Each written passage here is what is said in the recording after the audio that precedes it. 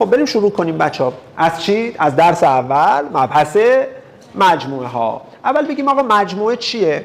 بچه‌ها مجموعه یه دسته‌ای از اشیا یا هر چیز دیگه هست که در واقع این دسته و اشیا توی یک حالا باکسی، توی یه جعبه‌ای، توی چه میدونم حالا هر چیزی قرار گرفتن و ما بهش میگیم چی؟ مجموعه. زیاد دنبال تعریف علمیش نیستیم، همینقدر که میدونیم مجموعه چیه کافیه. مثلا الان کلاس شما یه مجموعه است بچه، درسته؟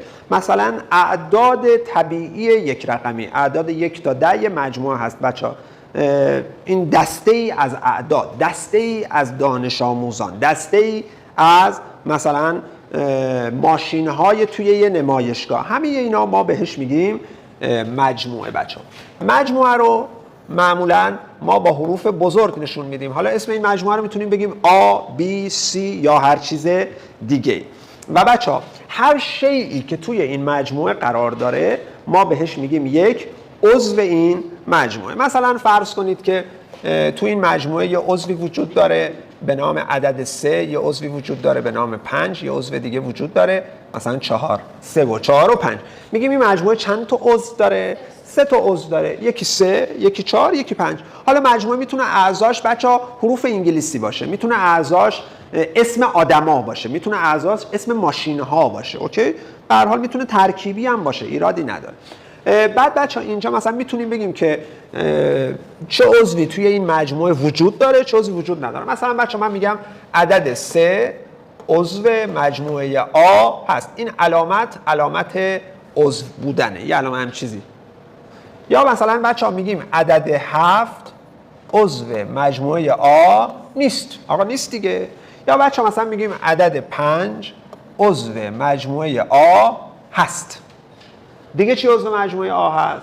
عدد 4 عضو مجموعه آ هست. یه عضو دیگه هم اضافه کنیم، مثلا رادیکال چی بگیم؟ رادیکال 2. آفرین بچه‌ها، رادیکال 2 عضو مجموعه آ هست، درسته؟ خب ولی رادیکال 3 عضو مجموعه آ نیست. 3 هستا ولی رادیکال 3 نیست. آفرین، به اینا میگیم مجموعه. هر مجموعه‌ای هم بچه‌ها یه اسم داره. حالا ما اینجا اسمش گذاشتیم مجموعه آ یا ای، حالا فرق نمیکنه. خب ببینید بچه‌ها، شما دیدید که 2 تا عدد دارید. این همتون قطعاً پارسال اجتماع اشتراک رو یاد گرفتید. حالا یه مقدار می‌خوایم عمیق‌تر و حرفه‌ای‌تر یاد بگیرید. بچه‌ها شما 2 تا عدد دارید. این 2 تا عدد میتونید چه بلایی سرش بیارید؟ میتونید با هم دیگه جمع کنید. مثلا یه عدد 3، یه عدد 4. میگید 3 با 4 7. یا میتونید از هم کم کنید. 4 منهای 3 1، 3 منهای 4 منفی 1. خب اینجا داستان فرق میکنه. یا اینکه بیاید در هم ضرب کنید.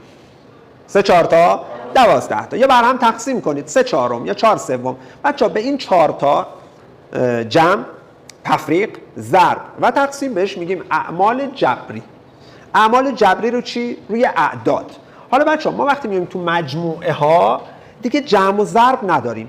اعمال جبری مجموعه ها میشه اشتراک، اجتماع و تفاضل.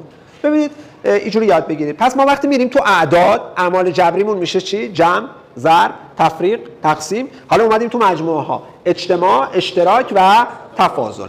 اجتماع دو مجموعه، اشتراک دو مجموعه و تفاضل دو مجموعه، اینا رو ما میخوایم با هم دیگه یاد بگیریم. خب بچه‌ها اشتراک دو مجموعه چیه؟ فرض کنید شما 2 تا مجموعه دارید، این 2 تا گردالی، حالا کاری به این مستطیل فعلا نداریم بچه‌ها. 2 تا مجموعه دارید، یکی مجموعه آ، یکی مجموعه بی. خب آ یه سری اعضا داره، بی هم یه سری عضوها داره بچه‌ها. اشتراک دو مجموعه یعنی اون عضوهایی که هم توی آ هستند هم توی بی هستن. مثلا توی کلاس بچه‌ها یه تعدادی عضو تیم فوتبالن، یه تعدادی هم عضو تیم والیبالن. مثلا فرض کنید آرش و رضا هم توی والیبالن هم توی فوتبالن. به این 2 نفر میگیم چی؟ اشتراک. آفرین، قبلا هم در موردش یاد گرفتیم. پس بچه‌ها اشتراک یعنی اون عضوایی که توی آ هستند توی ب هم هستن. به این شکل‌ها میگیم نمودار ون. فعلا در مورد مستطیل کاری نداریم، بعد بهتون میگم مستطیل چیه. خب بچه‌ها فکر کنم بدونید هم چیه دیگه. مجموعه چیه؟ مرجع. آفرین. حالا بعد در موردش حرف میزنیم.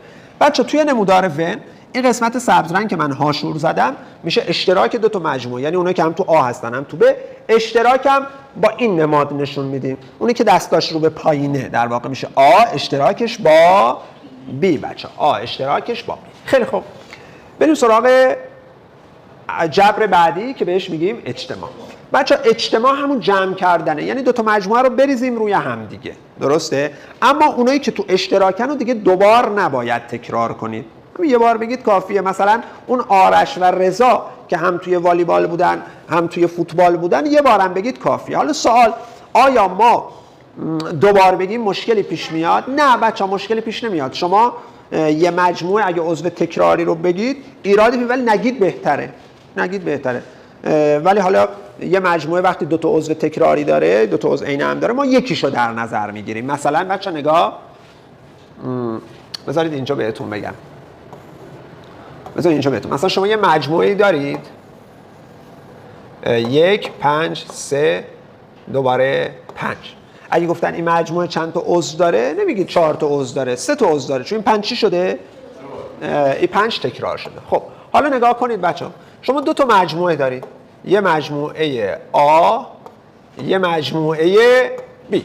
مجموعه آ عضوهاش هستن 7 3، اینم مثلا بذارید 4، اینم رادیکال 2، اینم 9 و دیگه چی بذاریم؟ 8. آفرین.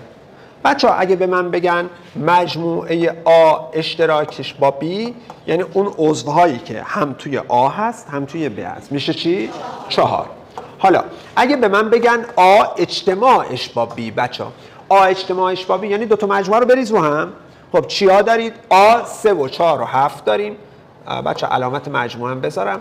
آ 3 و 4 و 7 داریم. میریم سراغ بی، دوباره 4 رو داریم نمیگیم. بچه 4 هم توی آ هست هم توی بی. خب میگیم چی؟ میگیم رادیکال 2 و 8 و 9. به این صورت. اوکی؟ داریم مرور میکنیم پارسال و هنوز من وارد دهم نشدم. آ اجتماع ب رو بچه با این نماد نشون میدم. یعنی اعضایی که اعضای آ اجتماع ب یا توی آ بودن یا از ب اومدن یا هر دو. مثل عروسی میمونه. یا آدمی که رفته عروسی یا از طرف داماد دعوت شده یا از طرف عروس یا از طرف هر جفتشون. شما دست رو هر آدمی که بذارید به هر حال از طرف یکی از این دوتا دعوت شده. پس بچه شما دست میذارید اینجا روی هر عضو آ اجتماع ب. مثلا دست میذارید رو رادیکال 2، میگیم رادیکال 2 تو از طرف عروس نببخشید، رادیکال 2 تو از طرف آ اومدی یا ب، میگی من از طرف ب اومدم. به 8 میگیم تو چی؟ میگه ب. به 3 میگیم تو چی؟ میگه من از آ اومدم. به 4 میگیم تو اینجا چیکار میکنی؟ میگه من تازه هم از طرف آ اومدم هم از طرف بی اومدم. پس بچه‌ها اعضای آ اجتماع ب یا از آ اومدن یا از ب اومدن یا از جفتش اومدن. خب این دومین عمل جبری. بریم سومیشو یاد بگیریم. بچه سومین عمل جبری میشه چی؟ میشه تفاضل. تفاضل مجموعه ها با تفاضل اعداد فرق میکنه. شما مثلا عدد کاری نداشت، میگفتید 10 منهای 6 مساویه با 4، 6 منهای 10 منفی 4. ولی بچه مجموعه اینجوری نیست. آ منهای ب یعنی چی؟ مجموعه آ منهای مجموعه ب یعنی اون عضوهایی که در آ هستند ولی در بی نیستن. نمودار ونش میشه این شکلی. ببینید بچه ها اعضایی که توی آ هستن ولی توی بی نیستن. این تیکه که آشور زدیم میشه آ منهای ب. حالا اگر به من گفتن بی منهای آ، میشه اون اعضایی که توی بی هست ولی توی آ نیست. بچه به عنوان مثال اینجا اگر به ما بگن مجموعه آ منهای ب، خب بچه میشه چی؟ 3 و 7. حالا اگر گفتن مجموعه بی منهای آ، یعنی اون اعضایی که توی بی هست توی آ نیست، میشه چی؟ رادیکال 2 و 8 و 9. آفرین. مرسی. خب بچه های سومیش آ منهای ب منهای، کلی حرف داریم روی اینا.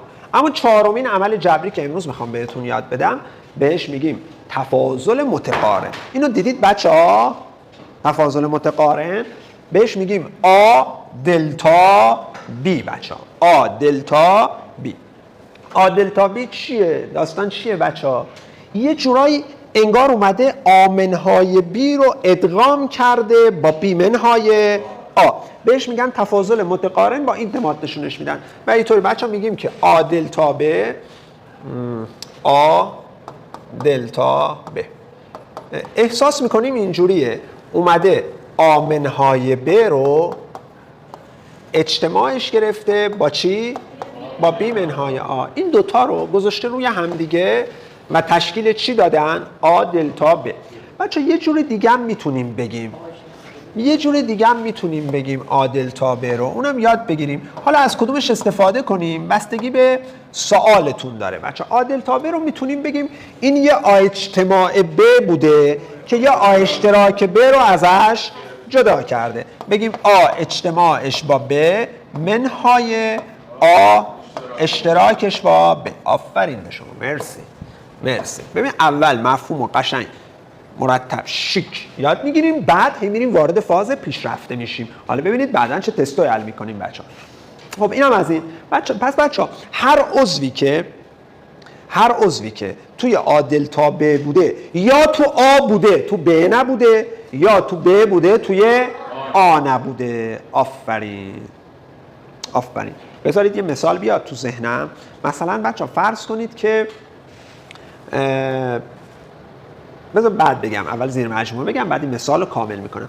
همین مثالی که زدیم بچه‌ها، آ دلتا ب میشه چیا؟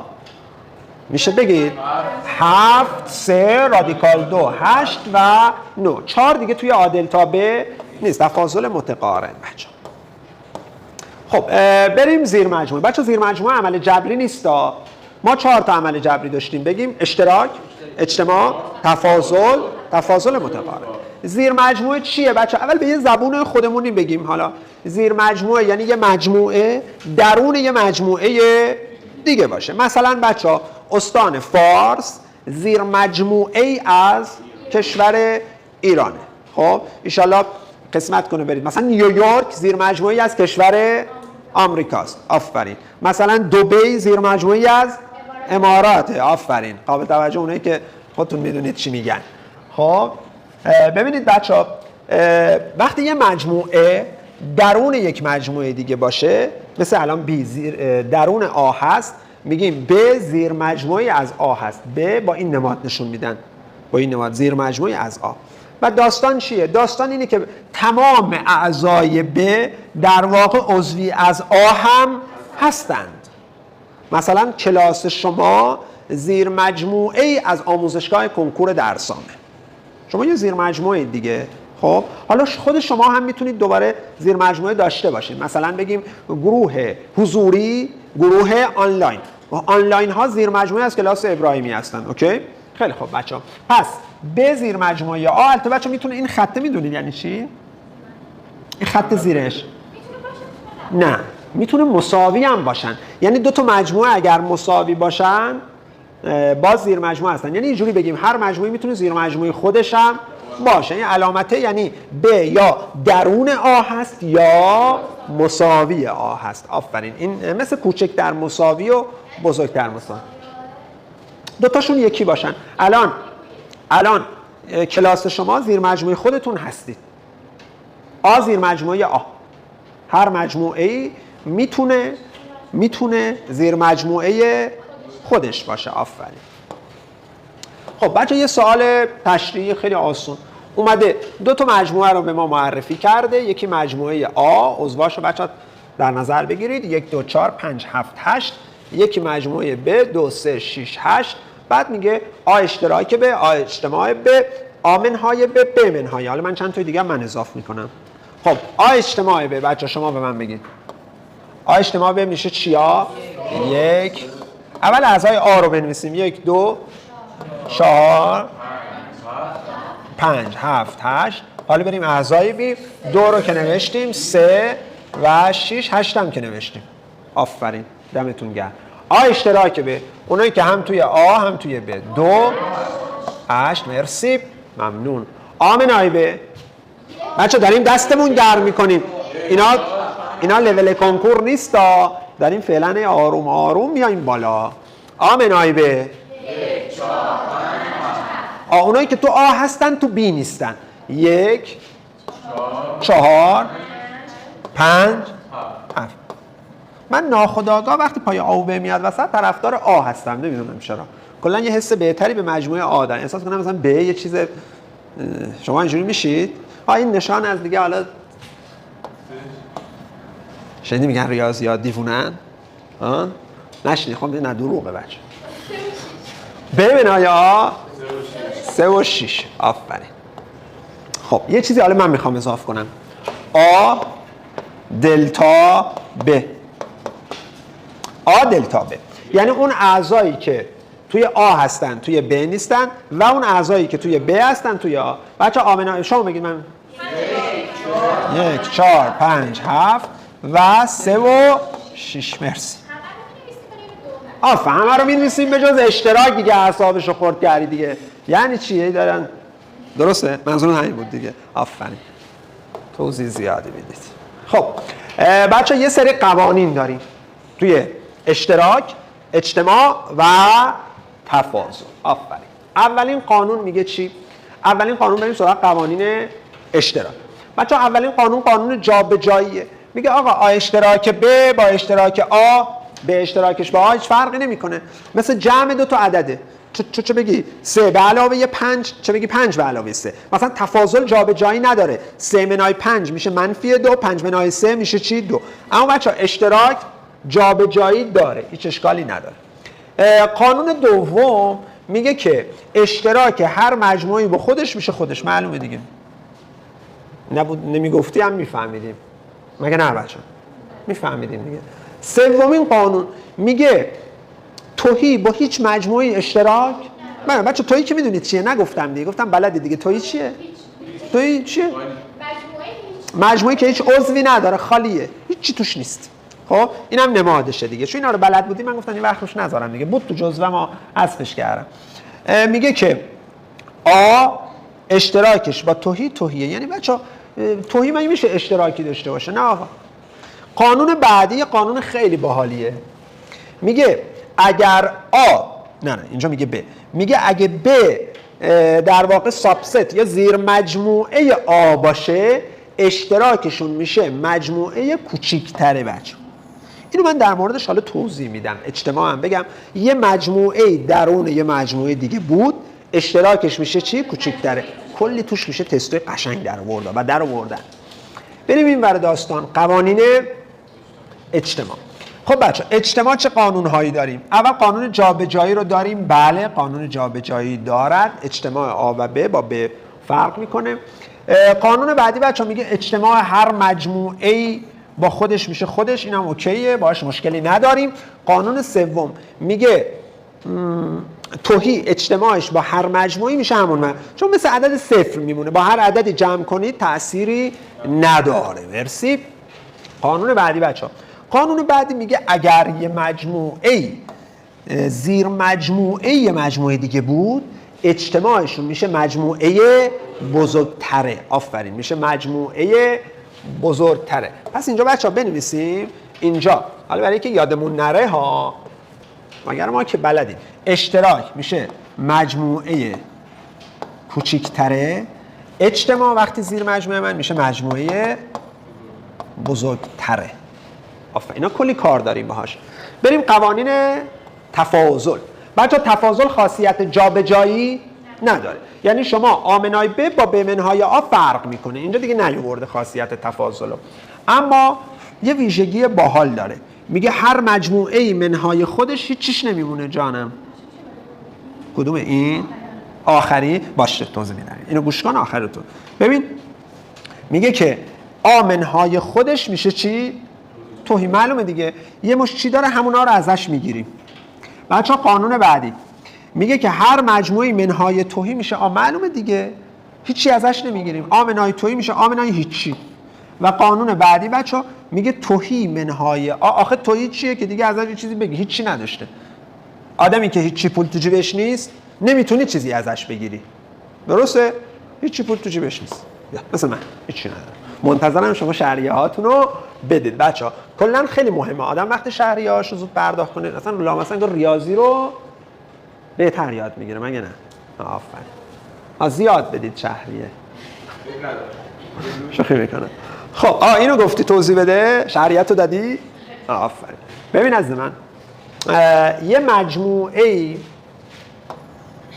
درون یه مجموعه دیگه. به این میگیم کوچیک، به این میگیم بزرگ. به این میگیم زیر مجموعه، به اون یکی میگیم ابر مجموعه این. حالا شما وقتی میخواید اشتراک بگیرید، اشتراک این دوتا یعنی اون عضوایی که هم تو کوچیکه هست هم تو بزرگه، معلومه دیگه میشه چی؟ میشه کوچیکه.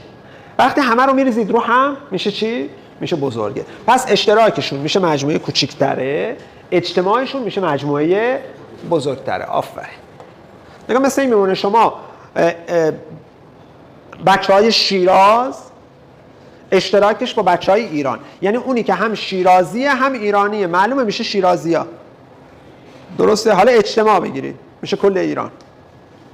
اوکی؟ بله. آفرین.